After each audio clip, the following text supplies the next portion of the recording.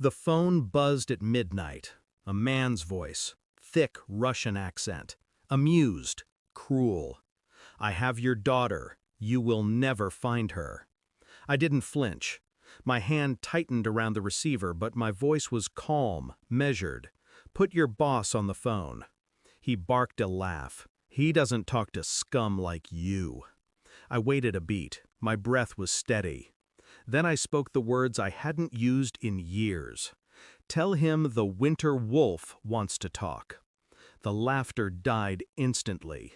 Silence stretched across the line like a noose. A minute later, a deeper voice came on, gravelly, old. "Who is this? How do you know that name?" I closed my eyes. My reflection stared back at me from the black window pane. My daughter's face flickered in memory. "You have until midnight," I whispered, and then I hung up. The Winter Wolf, a name I had buried, a ghost from a life my daughter never knew I lived. Once I belonged to them, not the Russians, but worse, the men who sold nations like currency, who made wars disappear, who erased families without leaving graves. And I had promised myself I would never let that world touch her. Yet it had, not by accident. Someone close had betrayed me. That was the only way they could have known where to find her. The Russian mob didn't stumble onto the child of a ghost. Someone pointed them to her. I thought of the people in my circle, few, trusted, my brother, my fiancé. Both had access. Both knew my daughter's routine. Both swore loyalty with easy smiles. And yet, the call proved one of them had sold her out. That betrayal burned deeper than the threat. Because a Russian mobster was predictable, betrayal from family was not. I didn't storm out of the house. I didn't raise my voice. I moved like water, quiet, relentless. I started with phone records, hidden lines, numbers that didn't belong. My fiancé's name appeared where it shouldn't. Calls routed through encrypted services, a link to an offshore account. I traced movements, timelines, excuses she had fed me. Each one cracked under scrutiny. But there was another thread, my brother. He had debts, gambling, quiet meetings with the wrong men in the wrong bars. It was a perfect trap, both paths lined with blood. I played the role of father at home. I tucked in my son, my hand steady.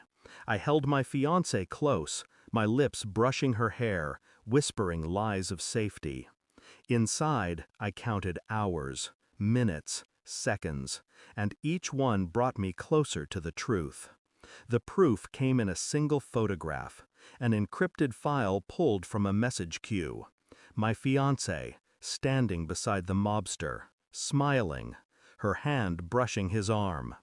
Her betrayal wasn't financial, it was intimate, personal. She hadn't just sold out my daughter, she had handed her over with the softness of a lover's touch. That night, I confronted her without a word. I placed the photograph on the table. Her face drained. She stammered, hands trembling. "It's not what it looks like." "It's exactly what it looks like." Her tears came fast, desperate, clinging, but I had no warmth left to give. The silence between us was heavier than her sobs. I didn't kill her. That would have been mercy.